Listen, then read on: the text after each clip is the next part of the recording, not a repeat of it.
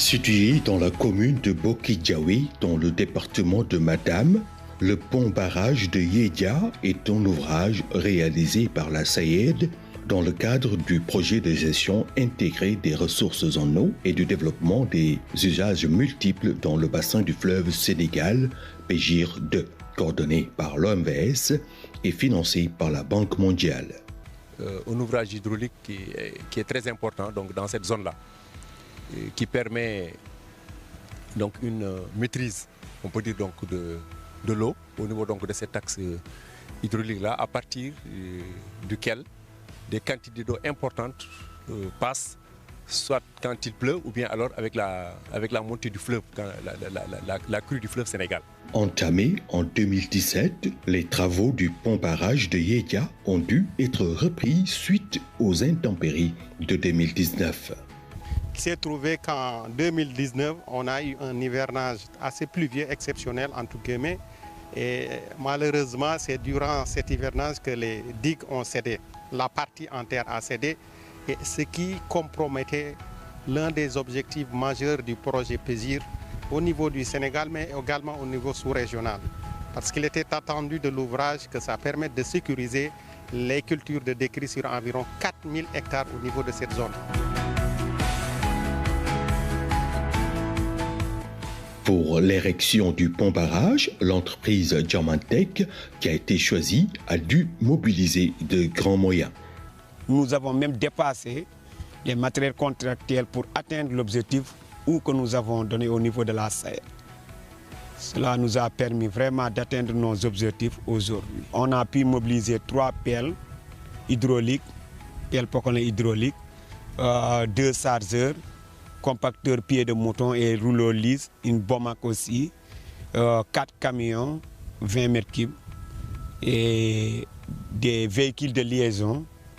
En même temps, il y avait une autobétonnière aussi qui était là, qui nous a beaucoup facilité aussi au niveau de réalisation du béton. Parce que si vous regardez au niveau de l'ouvrage, la partie c'est le génie civil surtout. C'est cela qui nous a permis vraiment de réussir l'objectif que nous avons fixé aussi. En plus de l'entreprise qui a été recrutée, une mission de contrôle a été recrutée par la SAED et l'équipe d'exécution du projet a effectué régulièrement des missions de supervision du chantier en rapport, en collaboration avec l'équipe de l'UCP Dakar, donc l'OMVS. Ils venaient effectivement nous accompagner pour le suivi des travaux. Mais au finish, l'entreprise a pris des dispositions, en tout cas spéciales, ce qui nous a permis de terminer à temps. Ces dispositions spéciales, c'était entre autres le renforcement des moyens matériels et humains, mais surtout le fait de travailler de jour comme de nuit. Ce qui nous a permis, en fin de compte, avant la clôture du projet, notamment le 25-26 juin, de procéder à la réception provisoire de ces travaux. La réalisation du pont-barrage a largement profité aux populations de cette zone qui ont pu trouver du travail sur le chantier. Comme l'État l'a demandé, pour aussi le main-d'œuvre local, on a bien participé aussi dedans. Parce qu'il y avait presque plus de 40 à 60 manœuvres par jour. Les gens qui sont dans les villes qui n'ont pas de travail, là où il y a le travail, tu peux aller chercher. Même ici, c'est le travail. Parce qu'ici, nous sommes chez nous. Tu travailles, tu rentres chez toi, il n'y a pas de problème. Mais dans les villes, tu es là-bas, tu payes le loyer, à manger. Mais ici, tout ça se passe bien. Fin du mois, on te donne ton argent, il n'y a aucun problème. Avant l'érection du pont-barrage de Yedia, les populations de cette zone faisaient face à quelques difficultés. Dans certains moments, l'eau tarissait. Donc il y a eu même des cas où, par exemple, en saison sèche froide, ils emblavaient, mais en certains moments, ils n'avaient plus de l'eau, donc ils subissaient des pertes. Les difficultés de ces populations, c'était que la crue venait rapidement, mais la décrue aussi s'amorçait très très vite. Ce qui fait que le temps de submersion qui était nécessaire pour permettre aux gens de faire de bonnes cultures de décrue n'était pas obtenu. Aujourd'hui, l'ouvrage permet à ses producteurs de travailler en toute saison. L'ouvrage a une importance. Si vous regardez décrue, il y a plus de 400 hectares de biir décrue. Nga xoolaat tamit fii ñaata machine moo fi nekk dëkk yi fi nekk ay Mow ay Gawdal ay Balel ñëpp fii la ñuy jëriñoo ay jowul ay doon ku nekk am nga fii si machine si biir yàjj bi te ñëpp dañuy béy loolu moo tax njëriñam du décret bi rek même su fekkee décret bi moo tax barrage bi mais ndox mi fiy des tamit am na njëriñ. Aujourd'hui, on a un temps d'imbibition qui est beaucoup plus important. Donc on a également une possibilité de faire de la décrue, ce qui n'était plus possible. L'autre avantage aussi de cet ouvrage, c'est qu'avec les cultures irriguées qui sont situées sur cet axe, c'était parfois très difficile de démarrer à temps parce qu'il faudrait attendre que l'ouvrage se remplisse, mais surtout de terminer la campagne parce que dès que la décrue s'amorce très vite, il n'avait plus d'eau. Aujourd'hui, il y a plus d'une dizaine de périmètres irrigués villageois qui, avec cet ouvrage, peuvent faire une campagne d'hivernage sécurisée et peuvent même aller jusqu'à faire une campagne de contre-saison froide. Et l'autre impact également positif, c'est qu'aujourd'hui, avec cet ouvrage, les gens n'ont plus besoin de partir très tôt en transhumance parce que l'eau est là. Donc avec les résidus de culture qui sont issus de la décrue, des cultures irriguées, il y a suffisamment de fourrage pour alimenter les animaux pendant une bonne période de l'année. Actuellement, on dénombre plus d'une quarantaine de privés dans la zone. Donc appartenant à Gaudal, Jamel Gaudal, Mou, ainsi que Dondou. Et ces privés-là, ils pourront augmenter leur intensité culturelle en faisant la culture de la saison sèche chaude et la saison sèche froide. Ce pont-barrage facilite également le transport des populations de cette zone. Vraiment pont bi ouvrage bu ñu fi def vraiment am na njëriñ si ñoom vraiment tamit ouvrage bi yoon bi tamit amal na leen njëriñ lu fiy jaar si ay nit su ngeen toogee fe balaa ngeen di fi jóge di ngeen gis combien de charrettes ñoo fiy jaar loolu tamit njëriñ la. Donc c'est un pont barrage qui en principe n'est pas destiné au passage des gros engins.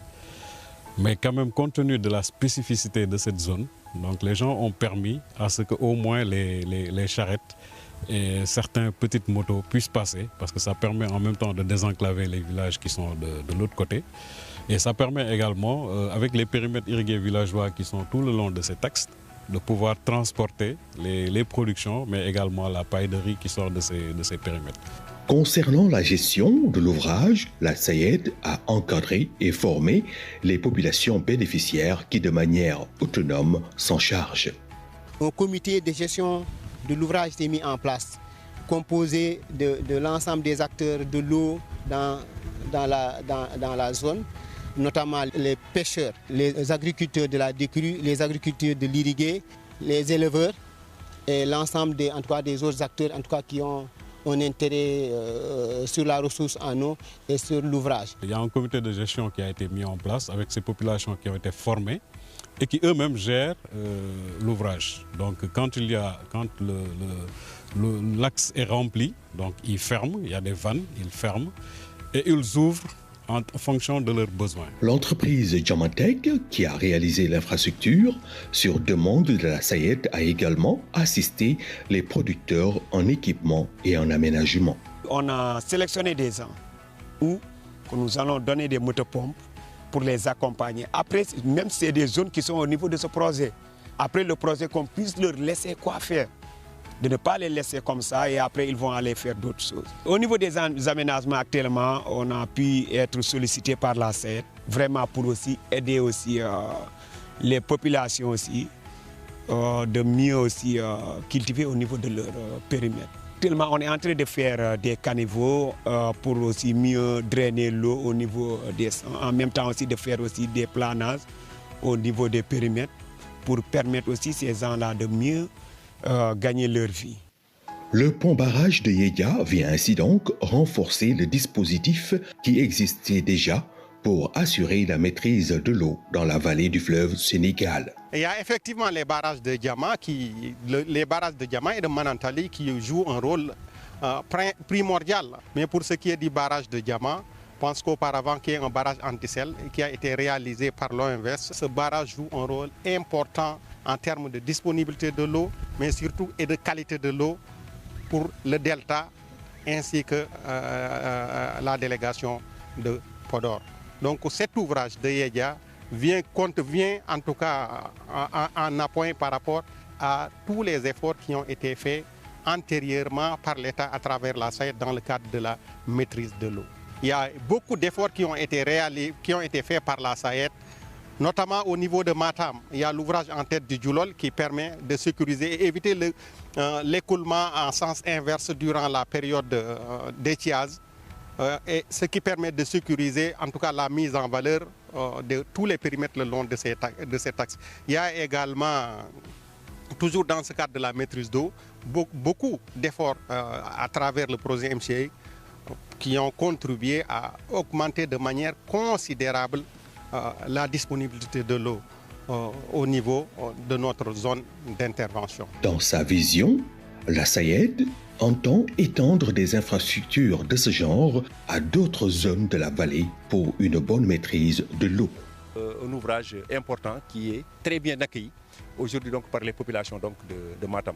Et je pense que de tels ouvrages doivent être donc réalisés partout dans la vallée du fleuve Sénégal pour une maîtrise, je ne dirais pas parfaite, mais une maîtrise quand même d'une bonne quantité aujourd'hui de l'eau qui sort donc du fleuve Sénégal pour aller inonder nos cuvettes donc de décantation. Déjà au niveau de Podor, dans le cadre toujours donc du PIGIR 2, il y a une étude qui a été faite sur l'amélioration des cultures donc de décrue au niveau donc de Podor. Et tous les axes hydrauliques, les chenaux à partir desquels le fleuve Sénégal, quand voilà, l'eau monte, passe pour aller inonder les cuvettes de décrue, ont fait l'objet donc d'études. Et s'il y a une troisième phase ou bien en tout cas un autre projet, voilà, ça pourrait donc financer la réalisation de ces différents ouvrages hydrauliques-là pour nous permettre de maîtriser l'eau au niveau donc de ces différents axes-là. En attendant, les populations de la commune de Boki-Diaoui et environ continuent d'apprécier les nombreuses retombées du pont-barrage de Yédia.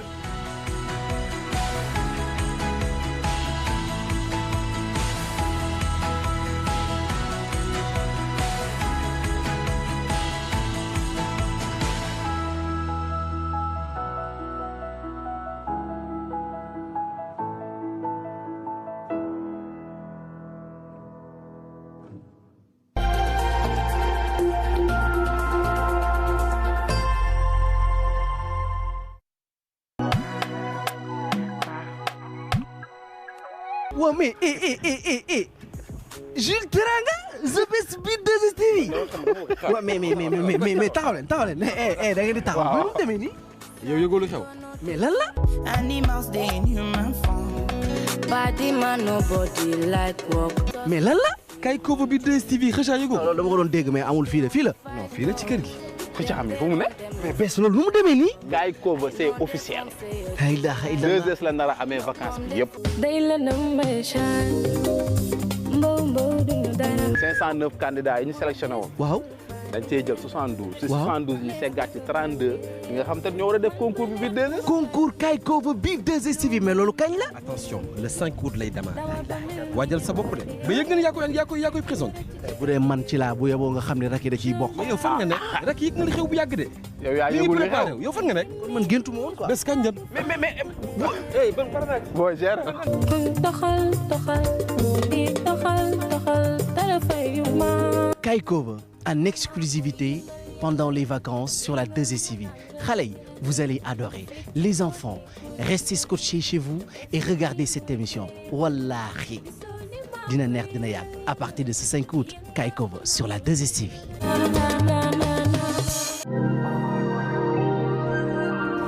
waa grand bàyyi li ma doxaloo fu ne gaan xanaa léegi war nga maa mën a miis. Mika Filipa doo ma dimbali nga al ma 100 000. dama am benn urgence dimbali ma rek. Fanta fu may jëlee 100 000. Halima, je suis un monstre. Si tu savais. bul jaar si porte bi ah jaaral ci gannaaw bala ngay daje ak kenn d'accord. est-ce que xam nga ni Seynabou mbindaan la jàppee.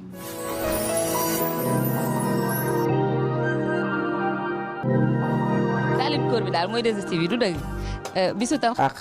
kan bàyyi mu billaay xamul doon jere ji yaa ñu ko digoon sonk ko ala mu yéen am na lu fi xew man dinaa ko wax bés boo gis am na turandoo waaye jere ji de maam Njaay Safo la ñu ko tuddee am na turandoo kan bay waaye jere ji maam Njaay maam la reine du jour.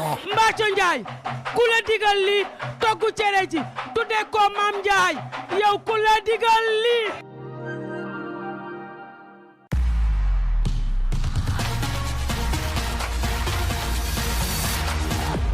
Pour la première fois, le Rwanda accueille l'Afrobasket féminin.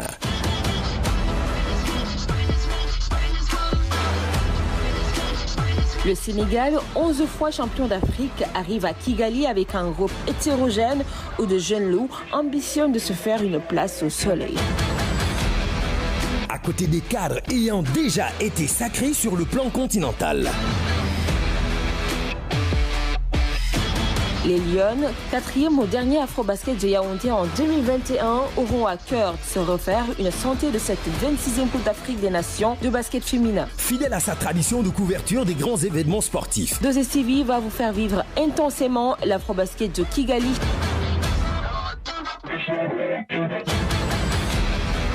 Avec son succulent et original magazine des coulisses.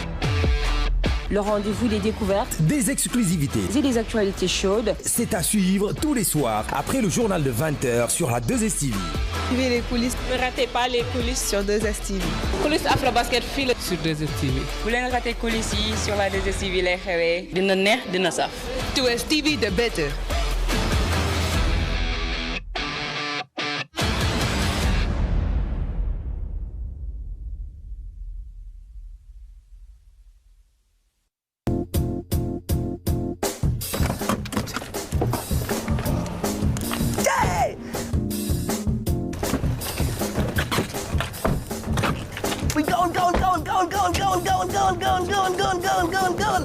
Mais guys, mais Raki, les vacances de ouf s'annoncent merveilleusement bien et les amis, la 2STV vous réserve plein de surprises. Kheucha, été bi day toj nee naa la. Mais Raki, gaaw ma